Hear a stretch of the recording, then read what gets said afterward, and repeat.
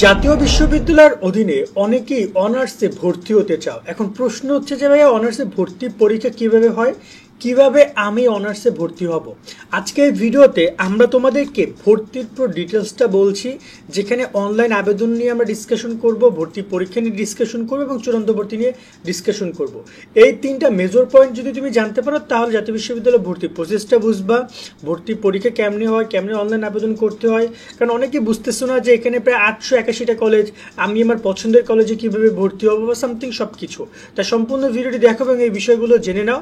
তোমরা যারা আমাদের অনার্স ইনফরমেশন চ্যানেলটি দেখছো তারা অবশ্যই চ্যানেলটি সাবস্ক্রাইব করে রাখবা, কারণ এখানে তোমাদের জাতীয় বিশ্ববিদ্যালয়ের সকল তথ্যগুলো দিব। আর ফেসবুক পেজ যারা দেখছো ফেসবুক পেজ ফলো দিয়ে রাখো। তোমাদের শুরুতেই বলতে চাই, আমরা কিন্তু তোমাদের অনার্স ভর্তি পরীক্ষার দায়িত্ব নিয়েছি একটা কোর্সের মাধ্যমে। তোমরা যারা ভর্তি পরীক্ষা দিতে চাও, জাতীয় বিশ্ববিদ্যালয়ে ভর্তি পরীক্ষা তোমাদেরকে অনেক প্রকার ঝামেলায় ফেলবে, সেক্ষেত্রে তোমরা চাইলে আমাদের এই কোর্সে যুক্ত হতে পারো। মাত্র 230 টাকায় সকল বিষয়ের সাজেশন পাবে, তোমরা একটু বিস্তারিত দেখে নাও। তোমরা যারা টার্গেট করেছো জাতীয় বিশ্ববিদ্যালয়ে ভর্তি হবা, তোমরা যুক্ত হতে পারো আমাদের টার্গেট জাতীয় বিশ্ববিদ্যালয় কোর্সে। মাত্র 230 টাকায় তুমি এখানে মেইন এবং গ্রুপ সাবজেক্টের এমসিকিউ শিট পাবা এবং তোমাদের এখান থেকেই হুবহু পরীক্ষায় গত বছর কমন পড়েছে এবং এবছর ইনশাল্লাহ কমন পড়বে।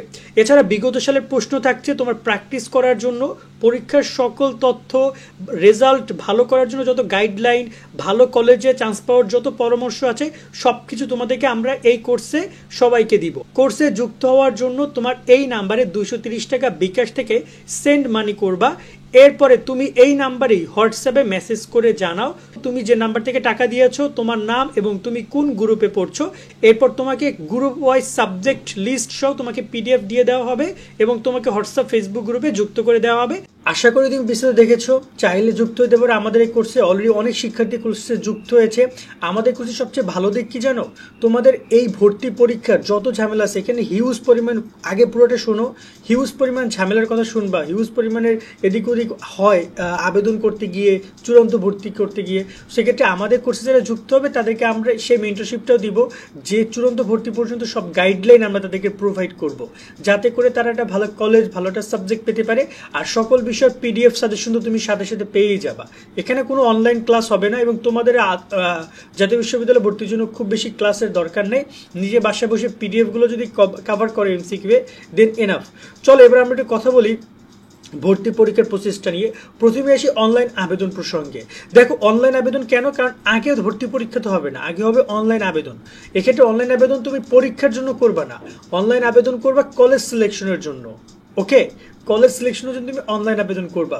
ভর্তি পরীক্ষা সবারই হবে, যে কেউ সবাই যারা অনলাইন আবেদন করেছে সবারই ভর্তি পরীক্ষা হবে এবং সবার একটা করে কলেজ সিলেক্ট করতে হবে। লাইক আমি প্রথমে বুঝাই, অনলাইন আবেদনটা তোমাকে অনলাইন আবেদন শুরু হয়েছে যেখানে তোমাকে ভর্তির ন্যূনতম যোগ্যতা এখানে দরকার, আবেদন করতে গিয়ে ন্যূনতম যোগ্যতা দরকার।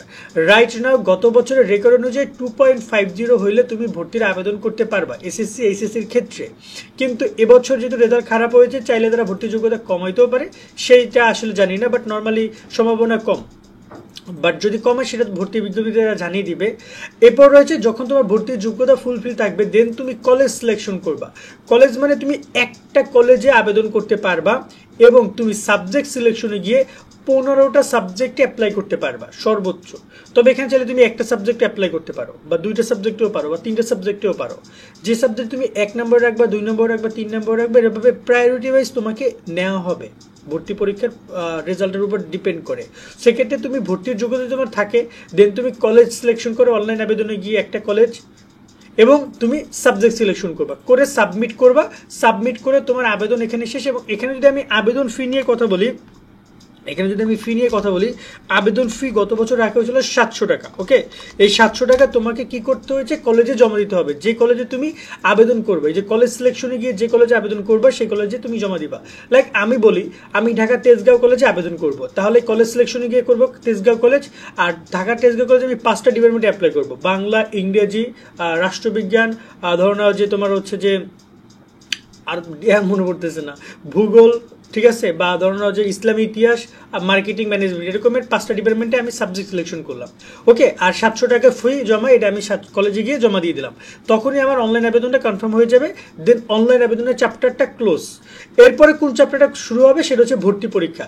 এখন তুমি যে ভর্তি পরীক্ষাটা দিবা এখানে, এই ভর্তি পরীক্ষাকে তুমি এই যে শুধু তেজগাঁও কলেজের জন্য দিচ্ছ না, তুমি ভর্তি পরীক্ষা দিচ্ছ কার জন্য? জাতীয় বিশ্ববিদ্যালয়ের জন্য। কারণ তুমি যদি তেজগাঁও কলেজ তোমাকে না নেয়, তোমাকে তো নাও নিতে পারে তারা, তোমার রেজাল্ট খারাপ হইলো বা তাদের ওখানে আবেদন বেশি পড়লো, তারা নিতে পারলো না, সেক্ষেত্রে তুমি ভর্তি পরীক্ষা দিচ্ছ ওভারঅল।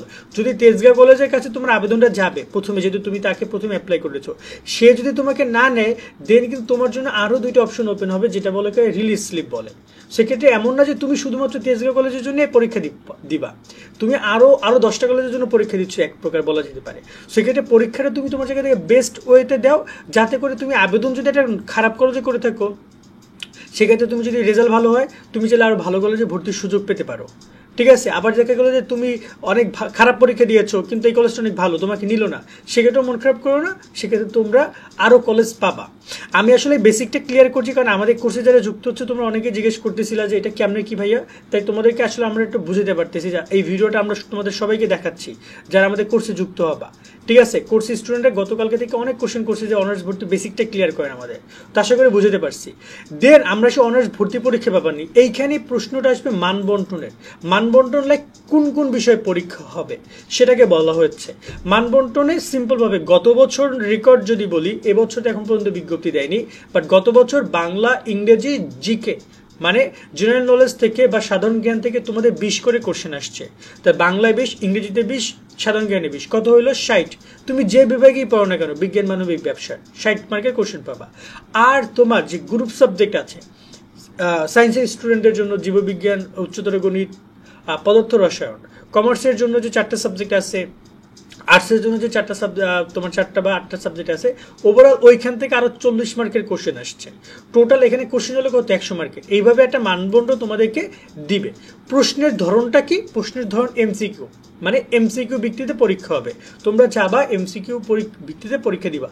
আর পরীক্ষার সময় অফকোর্স 1 ঘন্টা, 1 ঘন্টায় 100 এমসিকিউ তোমাকে ভরাট করতে হবে। অনেকে বলতে পারবে এটা সম্ভব, আমরা এর আগে 30 মিনিটে 30টা এমসিকিউ, তাহলে 60 মিনিটে 60টা এমসিকিউ ভরাট করা যায়। 60 মিনিটে কি 100টা ভরাট করা যায়? হ্যাঁ, বিশ্ববিদ্যালয় ভর্তিগুলো তোমরা তো এখন মাত্র এসেছো, বিশ্ববিদ্যালয় ভর্তিগুলো এমনই হয় যেখানে তোমাকে 1 ঘন্টা 100 এমসিকিউ ভরাট করতে হবে। সেটা শুধু তোমার ন্যাশনাল ইউনিভার্সিটির না, তুমি অন্যান্য বিশ্ববিদ্যালয়ে অ্যাডমিশনও এই জিনিসটি দেখতে পারবে। সেক্ষেত্রে এটা এমন না যে তোমার একার সাথে করছে, সবার সাথেই করছে। দেন পরীক্ষা কেন্দ্রের কথা যদি বলি, এক্ষেত্রে তোমাদের 64 জেলায় পরীক্ষা কেন্দ্র থাকবে। যখন তোমরা এখানে কলেজ সিলেক্ট করবা, ওই কলেজটা যেখানে যে কলেজের আওতায় পড়ছে বা যে এলাকায় আওতায় পড়ছে, ওই অনুযায়ী তারা কলেজ সিলেকশন করবে, যতটুকু আমরা জানি। বাট এটা আসলে পরীক্ষা কেন্দ্র নিয়ে আমরা আরো পরে ডিসকাস করবো। তো মানবন্টন গেল, প্রশ্নের ধরন গেল, এমসিকিউ, পরীক্ষার সময় 1 ঘন্টা। এইগুলোর মাধ্যমে তুমি যখন পরীক্ষা দিবা, পরীক্ষা দেওয়ার কিছুদিন পর তোমার রেজাল্ট প্রকাশ করবে। তার মানে অনার্স ভর্তি পরীক্ষার ব্যাপারটা এইভাবেই কমপ্লিট হয়ে গেল। সো তোমার এখন যেটা করার দরকার সেটা হচ্ছে কোর্সে যুক্ত হবে। তোমরা যারা আছো, তো তোমরা কোর্সে যুক্ত, তোমরা সাথে সাথে পিডিএফ পেয়ে যাবা মানবন্টন, তোমার বাংলা, ইংরেজি, জিকে এবং তোমার গ্রুপ সাবজেক্টে, সেগুলো ডাউনলোড করে পড়া শুরু করে দিবা। তার সাথে সাথে তোমার ভর্তি পরীক্ষার এই যে আপডেটগুলো আছে ডে বাই ডে, সেগুলো আমাদের ফেসবুক গ্রুপ, হোয়াটসঅ্যাপ গ্রুপে আমরা তোমাদেরকে জানিয়ে দিব।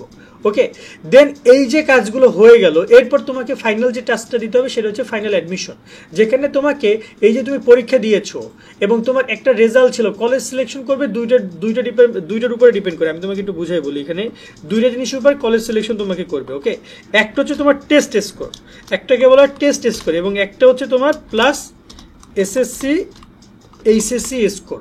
মানে এসএসসি এইচএসসি যে স্কোরটা আসবে, ওইটা ওখান থেকে 100 মার্ক আসবে। আর তুমি যে পরীক্ষা দিয়েছো একটু আগে যে মানবন্টনে, সেই পরীক্ষা থেকে 100 মার্ক আসবে। 200 মার্কের উপর ডিপেন্ড করে কলেজ তোমাকে সিলেক্ট করবে।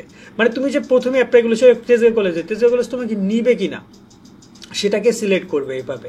তো তেজগাঁও কলেজ যদি তোমাকে নিয়ে নেয়, তাহলে কিন্তু তোমার এখানে এই কলেজ সিলেকশনের রেজাল্ট প্রকাশ হবে যে তুমি তেজগাঁও কলেজে সুযোগ পেয়েছো অমুক ডিপার্টমেন্টে, এভাবে একটা রেজাল্ট তুমি পাবা। ওকে, বাট দেখা গেল যদি তোমাকে তেজগাঁও কলেজ না নেয়, তাহলে বলবে যে তেজগাঁও তোমাকে কোনো কলেজ সিলেক্ট করে না, কলেজ তোমাকে সিলেক্ট করে না, কোনো সাবজেক্ট তোমাকে সিলেক্ট করে না, এরকমটা বলে দিবে। সেক্ষেত্রে টেস্ট স্কোরটা তোমার তো হাতে আছে, বাট এসএসসি এইচএসসি যেটা আছে সেটা তোমার হয়ে গেছে, সেখানে তোমার কোনো কিছু করার নাই।